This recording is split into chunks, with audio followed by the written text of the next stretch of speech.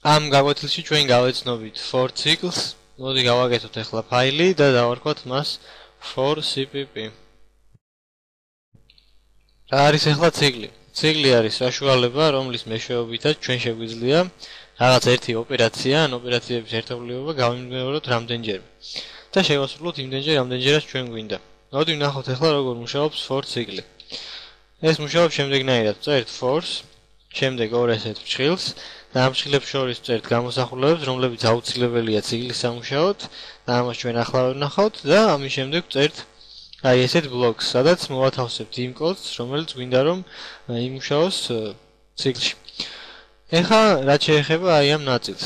ესე იგი, პირველ ნაწილში ვახდენთ პარამეტრების ინიციალიზებას, მაგალითად გავაკეთოთ რაიმე int ტიპის ცვლადი i და მას მივანიჭოთ 1.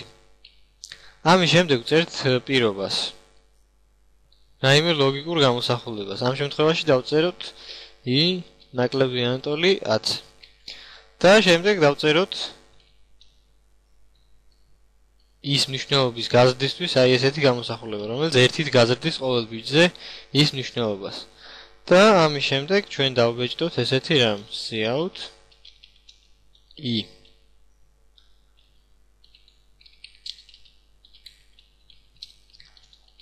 მოდი გავუშვათ ახლა და ვნახოთ როგორ იმუშავებს ეს ჩვენი პროგრამა. და აი როგორც ხედავთ, დაიბეჭდა რიცხვები 1-დან 10-მდე.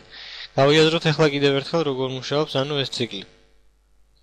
ესე იგი, წერთ for-ს, შემდეგ წერთ აი ესეთ ორ ფრჩხილს, სადაც ვათავსებთ იმ გამოსახულებებს, რომლებიც აუცილებელია ციკლის სამუშაოდ. შემდეგ წერთ აი ესეთ ბლოკს, სადაც განვათავსებთ იმ კოდს, რომელიც გვინდა რომ ციკლში შესრულდეს და შემდეგ აი აქ ჩავწერთ გამოსახულებებს, რაც არის აუცილებელი ციკლისთვის. ამ შემთხვევაში ეს არის ინიციალიზაციის ბლოკი, ეს არის პირობა, ანუ რა პირობის მიხედვით უნდა იმუშაოს ამ ციკლმა და ამაზე არის დამოკიდებული ის თუ რამდენჯერ შესრულდება ამ ციკლის ტანი. და აი ამ ნაწილში ჩვენ ვახდენთ ციკლის პარამეტრების მნიშვნელობების ცვლილებებს.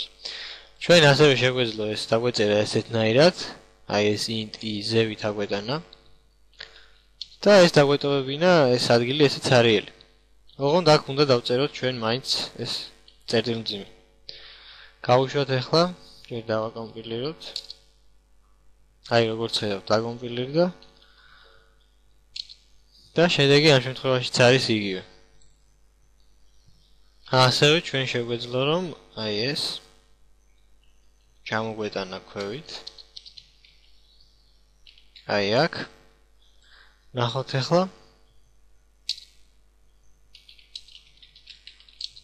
და როგორც ხედავთ, ამ შემთხვევაში ესე იმუშავა.